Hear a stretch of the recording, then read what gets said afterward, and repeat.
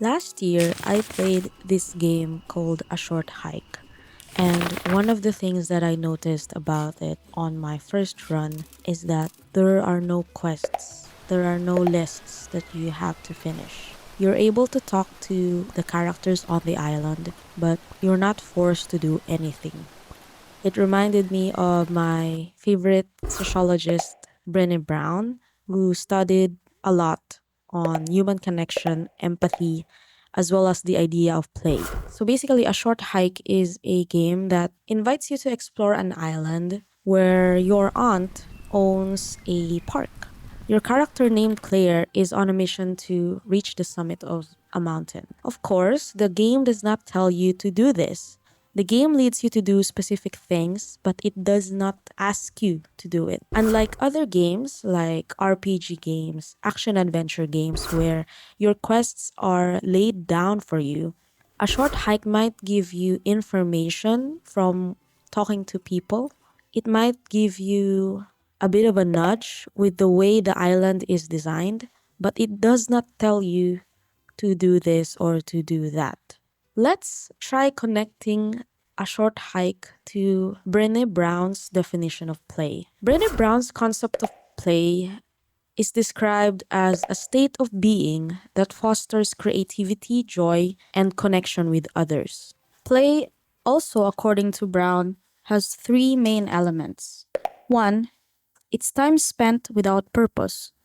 Two, it's something you don't want to end. And three, it leads to a loss of self consciousness. Play is different from person to person. You need to make that definition for yourself. For me, I engage in play when I play video games or when I take on much more creative endeavors like DIY projects, like those moments when I need to clean or fix my workstation, or sometimes just focusing on my ant keeping hobby. One can imagine play as something that little children do. They do not mind when they make a mistake and they keep on going if they really want to do something. You would see children pursuing their interests, may it be a new instrument or sculpting clay. Brené Brown emphasizes that play is essential for our mental health, helping us innovate and solve problems without the fear of failure. When you engage in play, the expectation is that you're able to recharge your emotional batteries. Personally, as I've gotten older,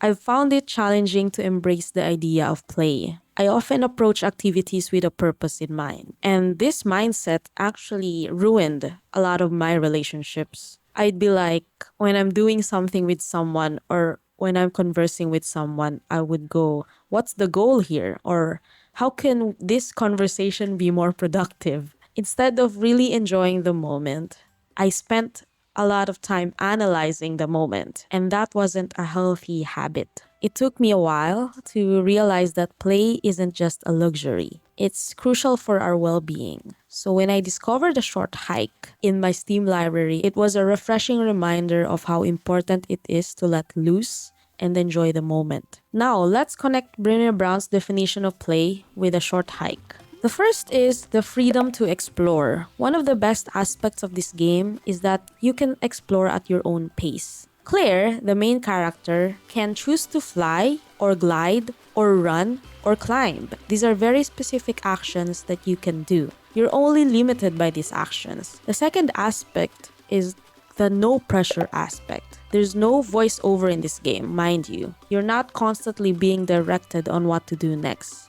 You can choose to engage with your environment. Sometimes there are items in your environment you can interact with. There are items you can pick up, and no one's gonna show you where these things are.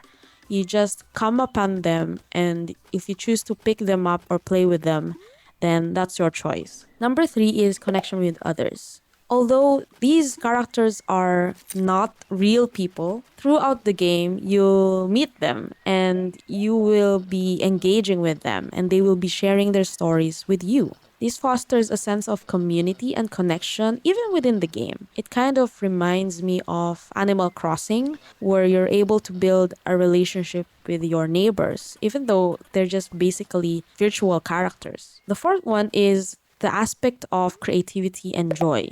The art style is interesting. It might not look very polished, and in this way, you're not intimidated by the island or how high the peak is. You're just focused on your character. So whether you're fishing, collecting items, or simply taking in the stunning views, you can't help but feel a sense of happiness doing what is it that you wanted to do in the game. It's a perfect example of how play can spark joy and creativity in our lives. Although there's no specific output that you should be doing in comparison to other games, just being able to reach the summit for one requires a lot of creative solutions. And the last one is learning through play. As you navigate the game, you'll encounter challenges that require problem solving. This reflects Brown's idea that play is essential for learning and innovation. You'll find yourself experimenting with different approaches to overcome obstacles, all while having a great time. Brené Brown's definition of play resonates deeply with my experience of playing a short hike. It serves a reminder that play is not just a luxury, it's a necessity for our mental health and well-being. If you're feeling a bit overwhelmed by the demands of adult life, consider taking a break and diving into this game. You might find it refreshing and a great way to recharge.